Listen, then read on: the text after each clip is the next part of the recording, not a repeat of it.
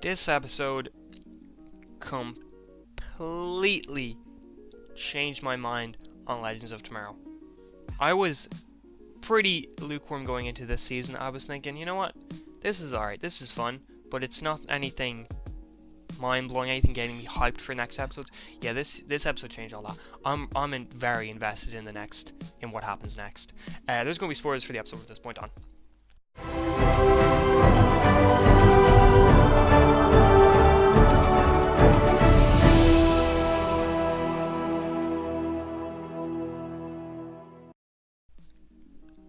So Legends of Tomorrow, this episode, delved super far into Constantine's mythology and Constantine's lore. So much so that we were getting a bunch of stuff from his own show in this episode. For example, we had John bring up that his father used to call him Killer for his mother dying in childbirth.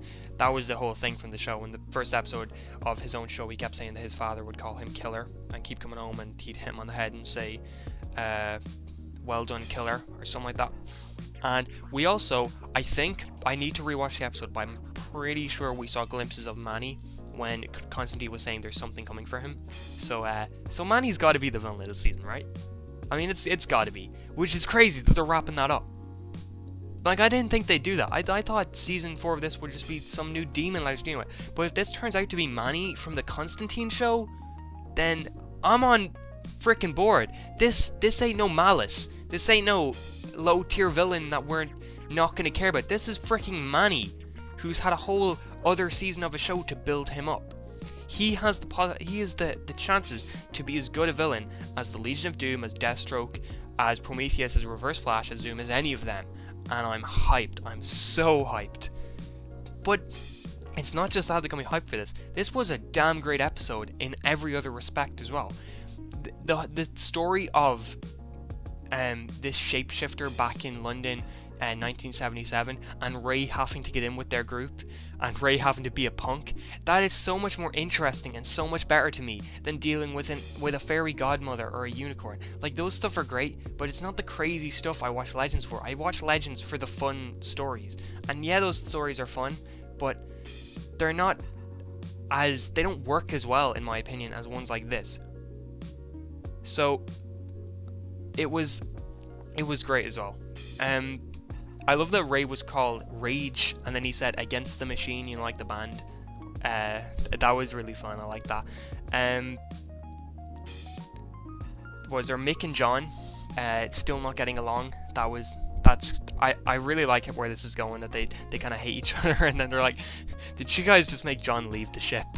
That was great.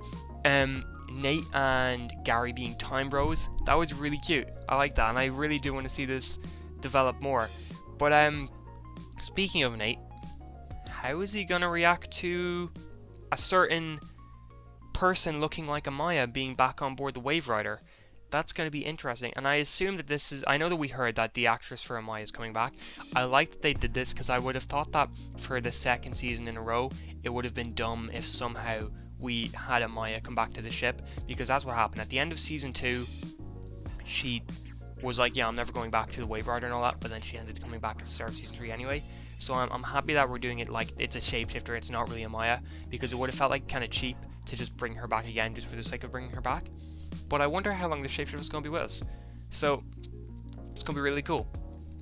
I like that when Ray was talking to the shapeshifter, he was like, in the words of an old friend, astonishing, you know, to a little callback to Martin Stein, RIP. Miss him every day. Ray's allergic to Gorilla Grodd. That was interesting. I don't know if we've had that brought up before.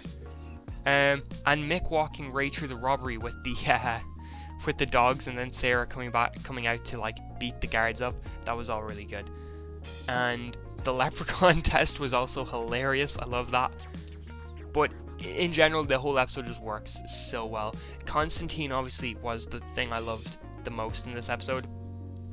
But everything else was just also so good. So when an episode has everything working that well, it's hard not to love it as much.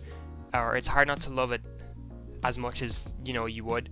I think this is the first episode of the Arrowverse this season that matches the Arrow premiere for me. I don't know if it exceeds it, but it definitely at least matches it. So I would give this episode a 9 out of 10. So thank you very much for watching, and if you enjoyed this video, please consider liking and subscribing. Thank you. Bye.